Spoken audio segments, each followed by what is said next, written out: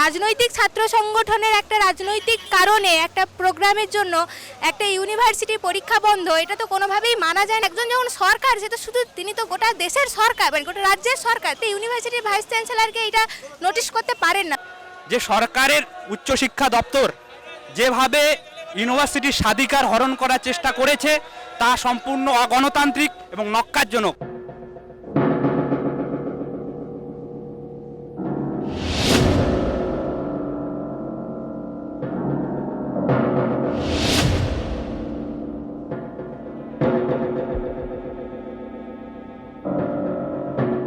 কলকাতা বিশ্ববিদ্যালয় আবার খবরের শিরোনামে। কিছুদিন আগে কলকাতা বিশ্ববিদ্যালয় কর্তৃপক্ষ তাদের একাডেমিক ক্যালেন্ডার মেনে 28 আগস্ট স্নাতকোত্তর পরীক্ষার দিন ঘোষণা করেছিল। ঘটনাচক্রে ওই 28 আগস্ট হলো শাসক দলের ছাত্র সংগঠন তৃণমূল ছাত্র পরিষদের প্রতিষ্ঠা দিবস। আর এটা নিয়েই গোল বাঁধে। কেন ওই দিন পরীক্ষা নেওয়া হচ্ছে তা নিয়ে প্রশ্ন তোলে তৃণমূল ছাত্র পরিষদ। এর পরপরই পরীক্ষা দিন বদল করতে বলে বিশ্ববিদ্যালয়কে চিঠি দেয় শিক্ষা দপ্তর। রাজ্যের মুখ্যমন্ত্রীও অন্তর্বর্তী ভিসি শান্তা দত্ত ডেকে পরীক্ষাসূচি পাল্টে দেওয়ার অনুরোধ করে চিঠি পাঠান। কিন্তু সিন্ডিকেট বৈঠকের পর বিশ্ববিদ্যালয়ের উপাচার্য শান্তা দত্ত সিদ্ধান্তের কোনো বদল হবে না বলে জানিয়ে দেন, অর্থাৎ 28 আগস্ট যথারীতি পরীক্ষা হবে। এরপর শাসক দলের পক্ষ থেকে উপাচার্যকে ব্যক্তিগত আক্রমণ শুরু করে। শিক্ষামন্ত্রী ব্রাত্য বসু বিশ্ববিদ্যালয়ের এই সিদ্ধান্তকে মখের মুল্লুক বলে অভিহিত করেন এবং এর বিরুদ্ধে ব্যবস্থা নেবেন বলে হুঙ্কার দেন।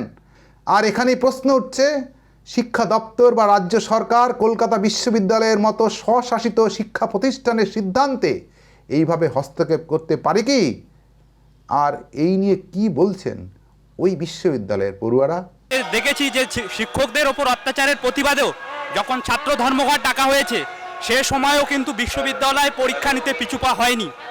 এবং আমরা দেখেছি বিগত সময় পঞ্চায়েত ইলেকশনে যারা দূর দূরান্ত থেকে ছাত্ররা পরীক্ষা দিতে আসবে, ট্রেন বন্ধ ছিল, বাস বন্ধ ছিল, তারপরও বিশ্ববিদ্যালয় পরীক্ষা নিতে পিছুপা হয়নি।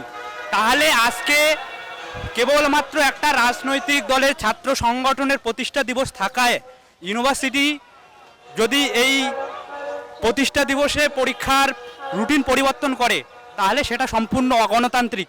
এবং আমরা মনে করি যে সরকারের উচ্চশিক্ষা দপ্তর যেভাবে ইউনিভার্সিটির স্বাধিকার হরণ করার চেষ্টা করেছে তা সম্পূর্ণ অগণতান্ত্রিক এবং ন্যক্কারজনক। তো আমার যা মনে হয় যে দেখুন, একটা রাজনৈতিক ছাত্র সংগঠনের একটা রাজনৈতিক কারণে একটা প্রোগ্রামের জন্য একটা ইউনিভার্সিটির পরীক্ষা বন্ধ, এটা তো কোনোভাবেই মানা যায় না, প্রথম কথা। দ্বিতীয় কথা, একজন সরকারের বসে সরকারি দপ্তর থেকে চিঠিটা কোনোভাবে, এটা সম্পূর্ণ অগণতান্ত্রিক, কোনোভাবেই আসতে পারে না।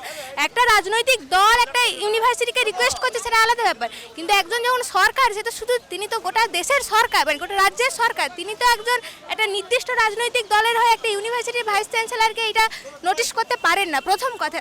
দ্বিতীয় কথা, ভবিষ্যৎ মানে অতীতেও আমরা দেখেছি যে বহু এরকম স্ট্রাইক, ধর্মঘট, এরকম রাজনৈতিক প্রোগ্রাম, সেরকম সময়কালকার ইউনিভার্সিটি পরীক্ষা হয়েছে। এবং সবচেয়ে বড় ব্যাপার, আমাদের ইউনিভার্সিটির ভাইস চ্যান্সেলরেরও বক্তব্যে এটা এসেছে যে অন্যান্য সময় যখন অন্যান্য বিরোধী রাজনৈতিক দলরা অন্যান্য স্ট্রাইক ডাকে, তখন তো মুখ্যমন্ত্রী বলেন যে সমস্ত কিছু ঠিকঠাক থাকবে, বাস ঠিকঠাক থাকবে।